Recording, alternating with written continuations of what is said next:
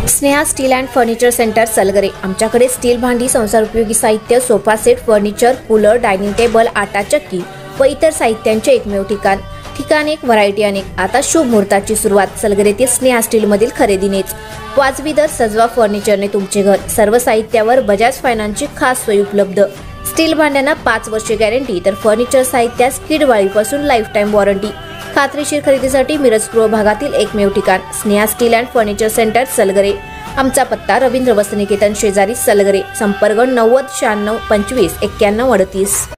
प्रत्येक बातमीतील घटनेच्या वास्तविकतेची तुलना थेट पाहत रहा चांगली अपडेट।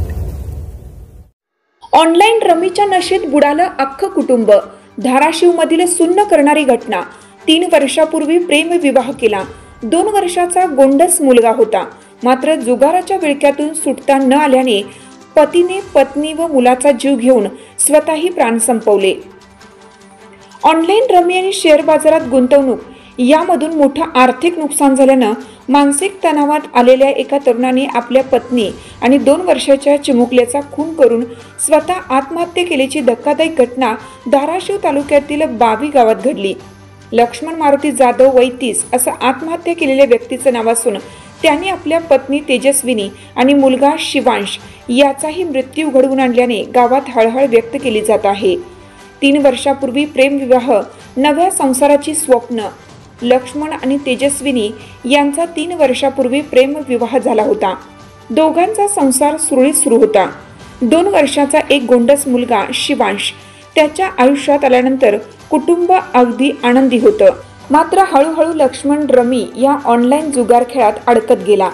रमी आणि शेअर बाजारातून आर्थिक घसरण, नंतर कर्जाचा फास। ऑनलाईन रमीमध्ये सतत पैसे गमावल्यामुळे लक्ष्मणवर मोठं कर्ज चढलं। त्यात शेअर बाजारातही त्यांनी मोठी रक्कम गुंतवली होती, पण तिथेही नुकसान झालं। या नुकसानीतून सावरताना त्याला जमीन विकावी लागली। काही दिवसापूर्वीच त्याने राहतं घरही विकलं होतं, मात्र तरीही कर्ज फिटत नव्हतं। यातूनच त्याच्यावर मानसिक ताण वाढत गेला। शेवटची टोकाची पायरी परिस्थिती हाताबाहेर जात असल्याचं लक्षात आल्यावर लक्ष्मणने एक भीषण निर्णय घेतला। त्याने आधी पत्नी आणि मुलाचा जीव घेतला, त्यानंतर स्वतः गळफास लावून आत्महत्या केली। ही घटना उघडकीस आल्यानंतर परिसरात खळबळ उडाली असून गावकऱ्यांनी हळहळ व्यक्त केली आहे। पोलीस तपास सुरू। अंतिम निष्कर्ष पोस्टमॉर्टम अहवालानंतर। घटनेची माहिती मिळताच धाराशिव ग्रामीण पोलीस ठाण्याचे निरीक्षक मारुती शेळके घटनास्थळी दाखल झाले। पंचनामा करून मृतदेह पोस्टमॉर्टमसाठी पाठवण्यात आला आहे।